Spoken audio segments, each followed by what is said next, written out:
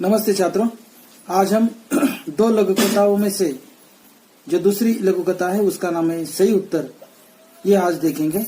देखिए, यहाँ इस कहानी में एक छात्र इंटरव्यू देने के लिए जाता है लेकिन उसे नकारा जाता है, ये दिखाया है। देखिए, अब तक वह कितने ही स्थानों पर नौकरी के लिए आवेदन कर चुका था, अर्जी दे चुका था, साक्षात्कार दे चुका था, मुलाकात दे चुका था। उसके प्रमाण पत्रों की फाइल भी उसे सफलता दिलाने में नाकामयाब रही थी। जो उनके पास प्रमाण पत्र थे, प्रमाण पत्रों की फाइल थी, वो फाइल दिखाने के बाद भी उसे नकारा जाता था। हर जगह भ्रष्टाचार, रिश्वत का बोलबाला होने के कारण योग्यता के बावजूद उसका चयन नहीं हो पाता था, उसका चुनाव नहीं हो पाता था, मतलब उसको पसंद नहीं किया जाता था नौकरी के लिए, उस जगह के लिए। हर जगह भ्रष्टाचार ही भ्रष्टाचार, हर जगह रिश्वत ही रिश्वत दिखाई देती है। हर ओर से अब वह निराश हो चुका था। भ्रष्ट सामाजिक व्यवस्था को कोसने के अलावा उसके वश में और कुछ तो था ही नहीं। भ्रष्ट सामाजिक व्यवस्था को कोसने के अलावा, मतलब भ्रष्ट सामाजिक व्यवस्था को ऐसा वैसा बोलने के अलावा उसके पास कुछ बचा ही नहीं था। आज फिर उसे साक्षात्कार के लिए जाना है, मुलाकात के लिए जाना है। अब तक देश प्रेम, नैतिकता, शिष्टाचार, ईमानदारी पर अपने तर्क पर पूर्ण विचार बड़े विश्वास से रखता आया था, लेकिन उसके बावजूद उसके हिस्से में सिर्फ असफलता ही असफलता आई थी। अभी तक वह मुलाकात के दरमियान देश प्रेम, नैतिकता, शिष्टाचार, ईमानदारी पर अपने तर्कपूर्ण विचार बड़े विश्वास के साथ रखता था।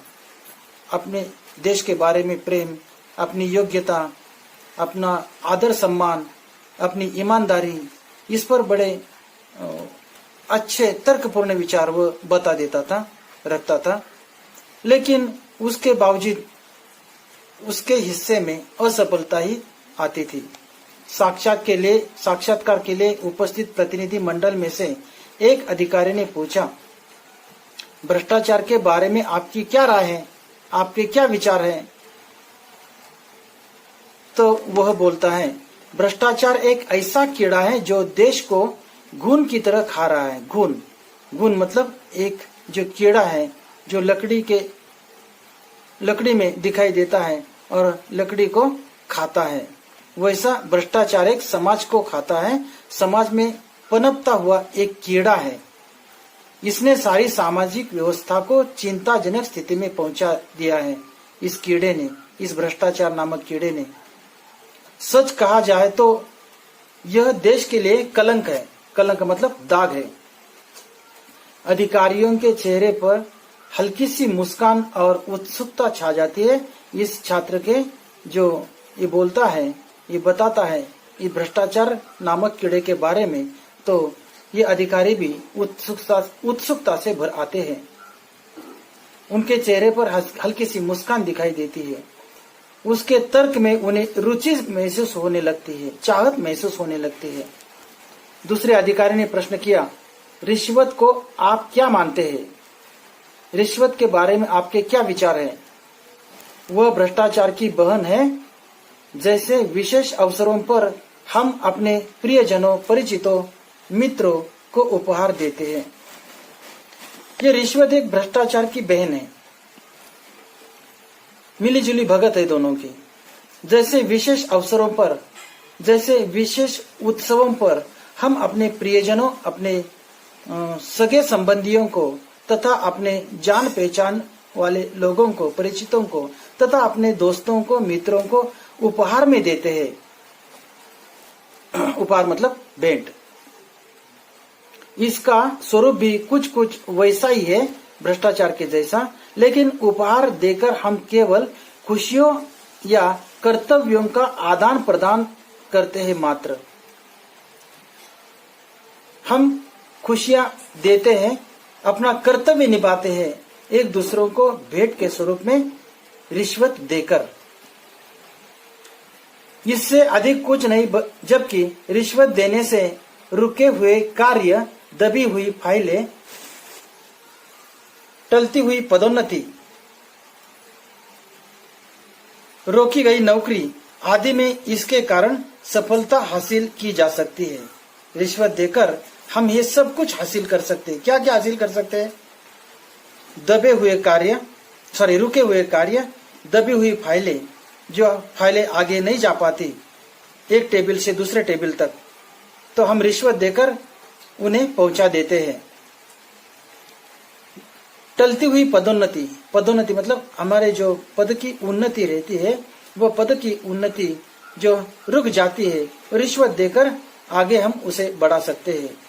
रोकी गई नौकरी, हम उस जगह के लिए लायक हैं, लेकिन हमारे लिए वह नौकरी रोकी जाती है, दूसरों को दी जाती है, लेकिन रिश्वत देने के बाद वह नौकरी हमें प्राप्त होती है।